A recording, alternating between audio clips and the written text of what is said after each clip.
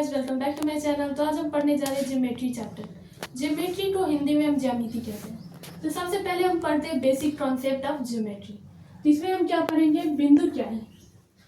तो बिंदु कोई भी ऐसा चीज है जिसकी हाइट, लेंथ, ब्रेथ और हाइट नहीं होती, यानी कि उसकी आयतन नहीं होती है।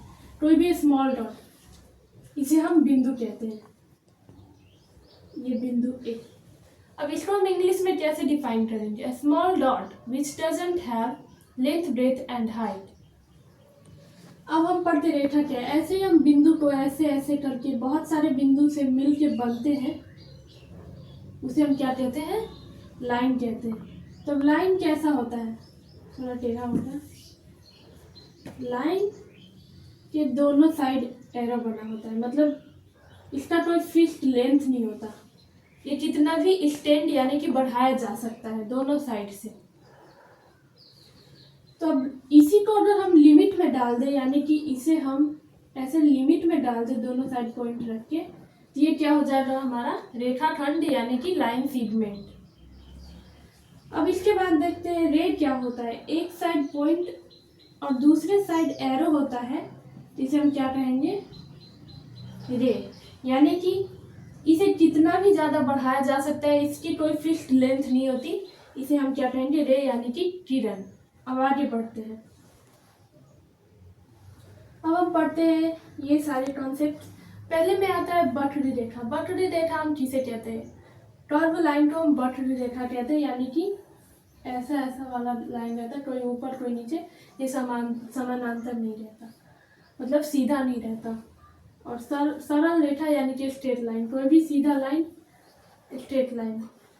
संगामी रेखा यानी कि कॉन्क्यूरेंट लाइन, ये टॉप फॉर्म होता है। कोई भी दो line intersect at a point, दो या दो से ज्यादा, जैसे कि ये हो गया, ये जो पॉइंट पे मिलते हैं इसे हम इंटरसेक्टिंग पॉइंट कहते हैं। और ये जो लाइन है इनको हम कॉन्क्यूरेंट लाइन कहते हैं। समानांतर रेखा यानी कि पैरेलल लाइन।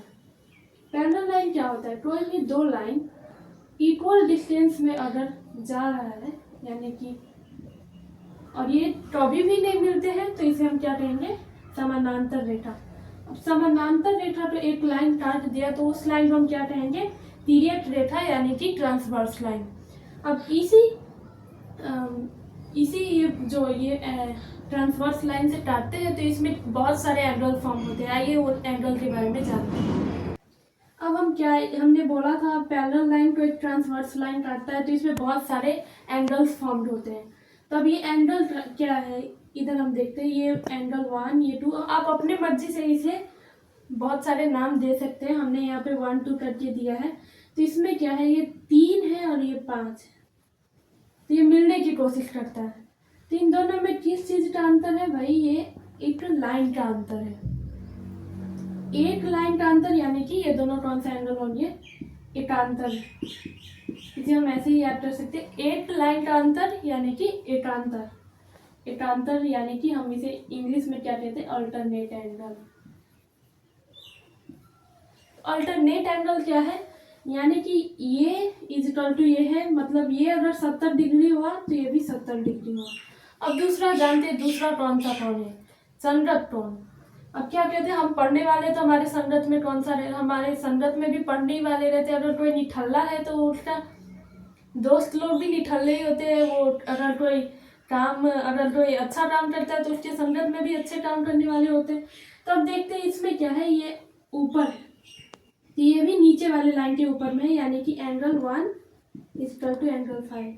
अब ये जो एंगल फॉर्म्ड होता है वो same side of the transversal line form होता है। मतलब सेम साइड यानी कि सेम ही साइड, यानी कि मतलब ये अगर लेफ्ट साइड में है, सॉरी राइट साइड में है तो राइट ही साइड के एंगल में फॉर्म होगा, अगर लेफ्ट साइड में तो लेफ्ट ही साइड के एंगल में फॉर्म होगा। तो 1 और 5 है वो कोरस्पॉन्डिंग एंगल है। तो इसमें क्या होता है, अगर ये 60 डिग्री है तो ये भी 60 डिग्री होगा। अब ऐसे ही और इसमें कोरस्पॉन्डिंग एंगल्स हैं, ये 4 है और ये 8 है। Angle 4 is equal to angle 8। अब लेफ्ट साइड का तो हमने देख लिया, अब राइट साइड का देखते हैं। इसमें कौन सा कोरस्पॉन्डिंग एंगल है, 2 है और 6 है। तो यहाँ पे 2 का जितना वैल्यू होगा उतना ही 6 का वैल्यू होगा। क्यों, क्योंकि ये कोरस्पॉन्डिंग एंगल है यानी कि संगत कोण है। अब इसमें हम एक और पढ़ेंगे पोइंटेरियर एंगल। अब क्या होता है, पैरेलल लाइन के अंदर में जो दो एंगल होता है, यानी कि पैरेलल लाइन के अंदर में ये जो same side of transversal line यानी कि सेम साइड में जो होता है एंगल, उन दोनों का सम कितना होता है 180, तो उसे ही हम पोइंटेरियर एंगल कहते हैं। जैसे कि ये angle 4 plus angle 5 equal to 180, ये हो गया हमारा पोइंटेरियर एंगल। आई होप आप लोग समझ रहे होंगे। अब कुछ एग्जाम्पल्स देखते हैं। अब हम ये दो एग्जाम्पल देखते हैं। तो ये क्या है हमारा, इसमें ए का वैल्यू निकालना है। ये जो है ये हमने अभी थोड़ी देर पहले पढ़ा था, ये कोइंटेरियर एंगल है। तो कोइंटेरियर एंगल का जो सम होता है वो कितना होता है, यानी कि पूरा जोड़ कितना होता है 180 डिग्री। तो हम इधर कैसे लिख सकते हैं 120 प्लस 2a इजकल टू 180। अब हमारा इसमें रीजन लिखना कंपलसरी होता है।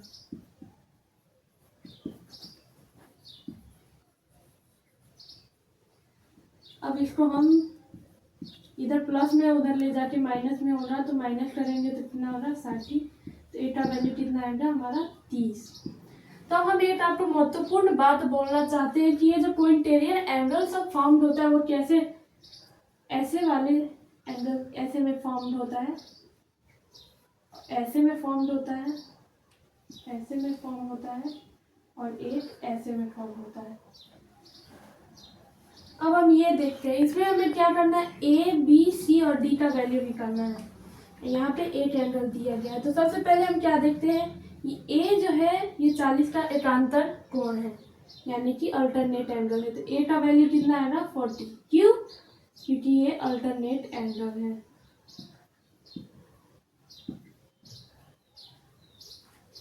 अब हम देखते हैं इसमें क्या निकालना है। हम इधर बी का वैल्यू निकालते हैं। कैसे, b प्लस हम 40 करेंगे तो कितना आएगा, सॉरी